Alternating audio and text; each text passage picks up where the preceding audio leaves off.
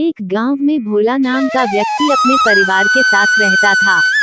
भोला का परिवार काफी गरीब था। भोला के गरीब होने पर भी वो बहुत ईमानदार था। गांव में सभी लोग भोला की ईमानदारी और उसके भोलेपन से काफी प्रभावित थे। भोला भगवान भोलेनाथ का बहुत बड़ा भक्त था। भगवान भोलेनाथ की भक्ति सच्चे मन से किया करता था। भोले के इस काम से उसकी पत्नी काफी परेशान थी, लेकिन बेचारी ज्यादा कुछ बोल भी नहीं सकती थी। भोला तो दिन रात अपने भगवान की सेवा में लगा रहता था, जिससे उसे घर के लिए समय नहीं मिल पाता था। ऊपर से भोला इतना भोला और ईमानदार था कि यदि कोई उसकी मदद भी करना चाहता तो भोला कहता, अरे भाई, मुझे काम करने की क्या जरूरत है, मेरा सब कुछ मेरे भोलेनाथ है, वही देंगे मुझे और मेरे परिवार को खाने पीने के लिए। और इस प्रकार मिला हुआ काम भी वह अपने हाथ से गंवा देता था। एक दिन गांव का सेठ उसके घर आता है और बोलता है, अरे भाई भोला, सुना है तुम्हारे पास कोई काम नहीं है, चाहो तो तुम मेरे खेतों में काम कर सकते हो, मैं तुम्हें पूरी तनख्वाह दूंगा। पर उसे भी काम के लिए ना बोल देता है।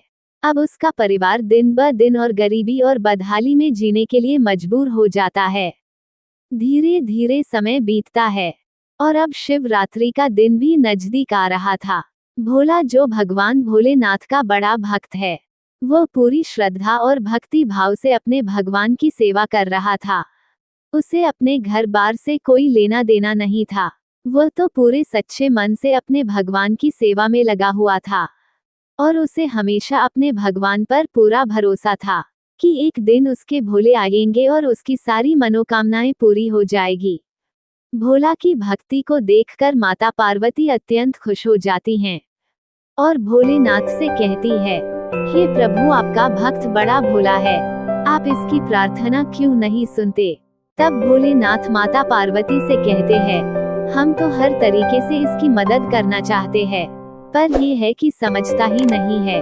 पर माता पार्वती हट करने लगती है और कहती है, नहीं प्रभु, चाहे जो भी हो, आपको अपने भक्त की मनोकामना जरूर पूरी करनी होगी। तब भगवान भोलेनाथ और माता पार्वती भेष बदलकर धरती पर आ जाते हैं और अपने भक्तों की मदद करते हैं।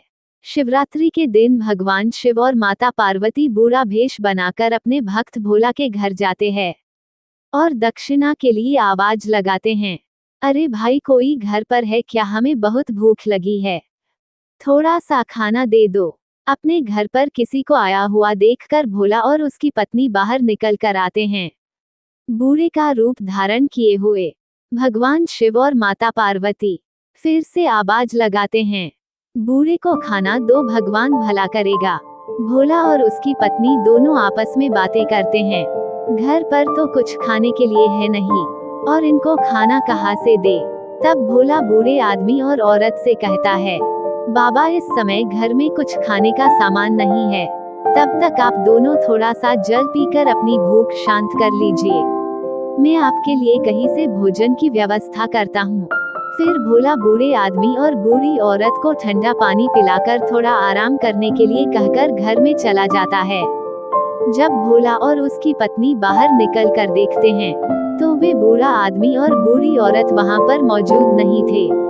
भोलेनाथ और माता पार्वती भोला के द्वारा ठंडा जल पीकर प्रसन्न हो जाते हैं और भोला के परिवार की सारी परेशानियां दूर कर देते हैं।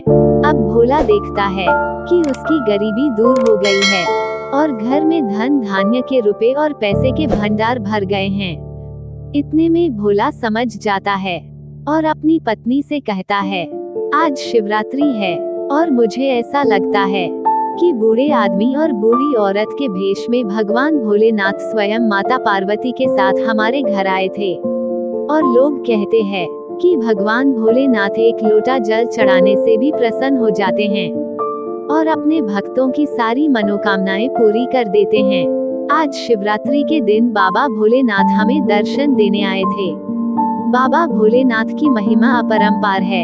ऐसा कहते हुए भोला बम बम भोले बम बम भोले के जयकारे लगाने लगता है। भोले की कृपा से उसका परिवार धन्य हो जाता है।